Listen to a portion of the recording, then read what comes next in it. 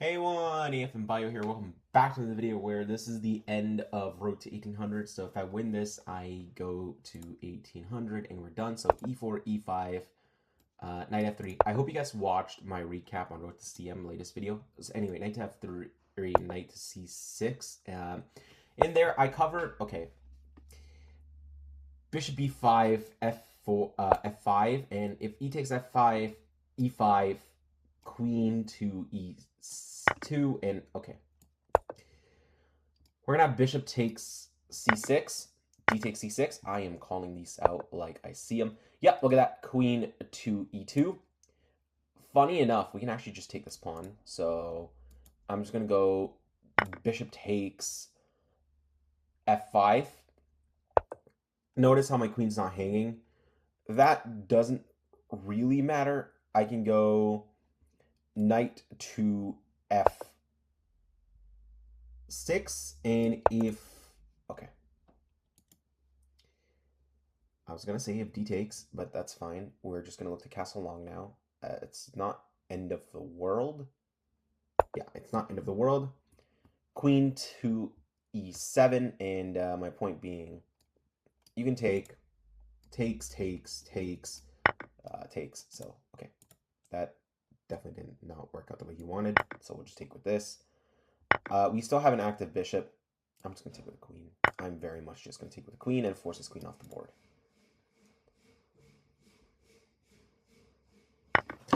Whole point here is just to force the queen off the board. And now his knight is under attack, and if he castles, I will damage the pawn structure, and so he does that. So I castle along, and I castle along, and now your knight is under attack, which means now you have to come and protect your knight, and by the time you try to protect your knight, I will become an absolute nuisance to your position by just doing this, and now your knight is kind of just roaming around, per se, like especially if I go here. Your knight is now going to just roam around. You cannot take that. If you take that pawn, I'll go rook here. Yeah, okay. So one thing's first, I will take this I'll take this pawn. So now you cannot castle this way. Yeah, you will not castle this way. I'll go here and I protect this. I can easily drop my rook back down if I need to. I will not. I will actually do two pieces for rook. Because if I take this, you take that. I take the bishop.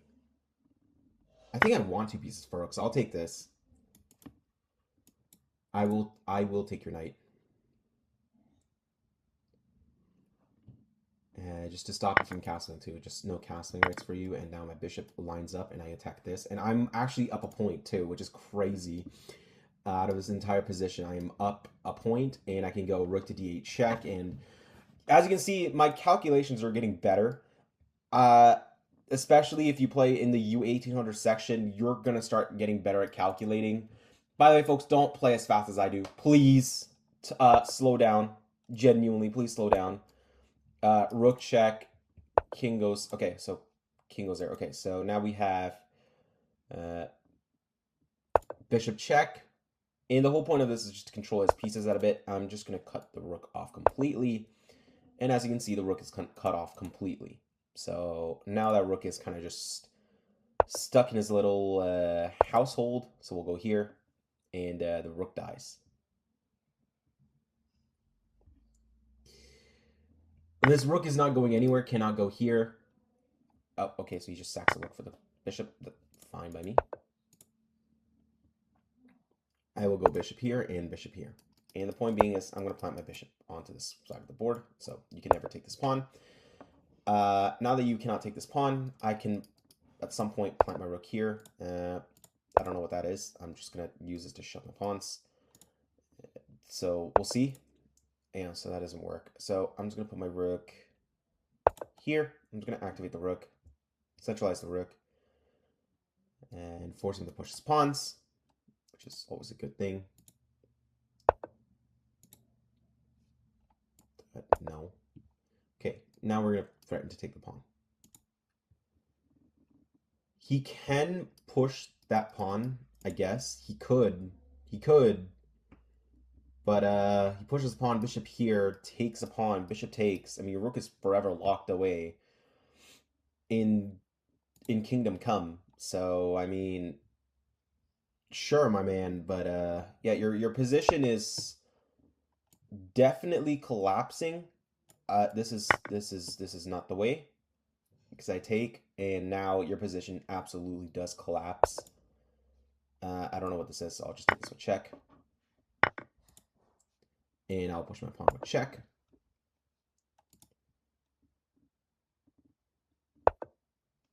And now you lose the rook with check, and I take the rook. And there we go, and now we're 1800. He's going to keep playing, though, but we are now 1800. Never mind! He resigns. Okay, folks, yeah, there we go. We are now 1805 Lichess. We hit 1800. So, yeah, this is now the end of road to 1800.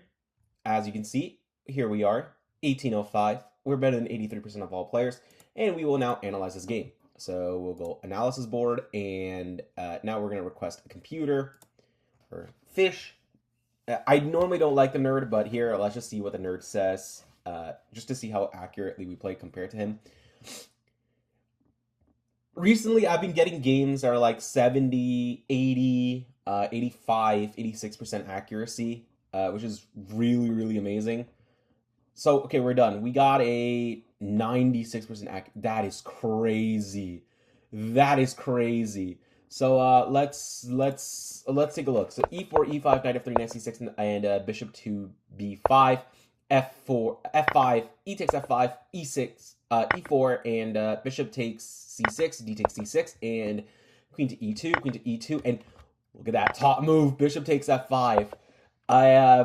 D3, and okay, knight to f6 is a little bit inaccurate, but it is not the worst move you can make.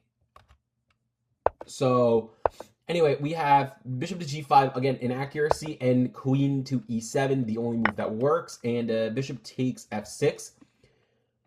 We could have taken, but I prefer g takes, and it is not on the board. At least it's not the top 3 moves by the engine, but it's not hated by Stockfish.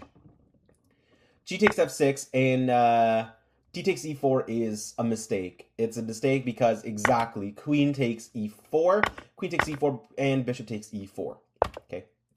Knight to d4. And look at this, top move, castles, and c3, c5. I am not making this up. Knight to e6, and I should have went rook to e8. Now I regret it, but it's okay. Rook to d6, knight takes c5, and bishop takes g2. Rook g1, bishop c6. I do not want to lose my bishop. Knight to d2. Look at this. Watch this. Watch this. Watch this. Rook takes d2 is the second top move, and that's exactly what we did. We did rook takes d2, king takes d2, and bishop takes c5. Rook to g7 is not hated. Rook to d8 check. King goes to c2. Bishop e4 check, and then we shut the rook in completely with bishop to g6. Shuts the door on the rook. Okay. King to c4. Bishop to f8. Collecting rent money like he owes me rent. Rook takes g6. H takes g6. And b4. Bishop d6. h3. Bishop e5. a4. a6. a5. Rook d2. Rook g1. And look at this, look at this. Shut the door again. G5. F4.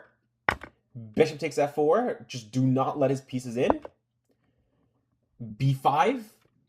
A takes B5 check. King takes B5. And and C6 check. And he blunders with C5 and lights out. Bishop E3 check. King to c4, and bishop takes g1, and you are now never winning this endgame.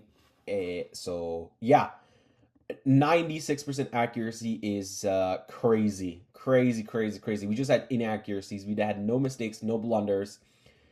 And opponent still got 87 accuracy. Impressive. 2 blunders. Anyway, puzzle of the day, folks. Here is your puzzle of the day. You guys get 2 minutes, and after that, I will give you the answer. All right, ready? Go.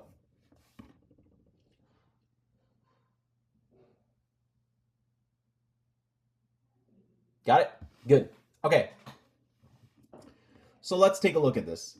What do we have? Well, it's black to play, and we need to win this. So we could take this. Rook takes c1. Rook takes c1. But then what's the follow-up? There is a follow-up, and you take the bishop here with rook takes bishop, where if rook takes bishop,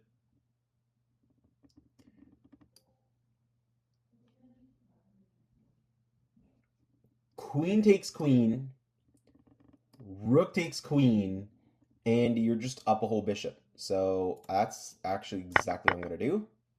I think this is top move. Yeah, there we go. All right, folks. I hope you guys enjoyed this video. We just hit 1800, so now I'm going to take a break and worry about studying stuff for you guys. So I will make courses on like end games, or like I'll make videos on end games, openings, and I will finish up a Road to Arena International at some point. But we hit the achievement we wanted. Like I said, use this as a guide. Don't worry about anything else. This is not exactly what to do. This is just a guide to help you understand my thought processes and how to think to get to your next ELO. Anyway, folks, I hope you guys enjoyed this video. Peace out.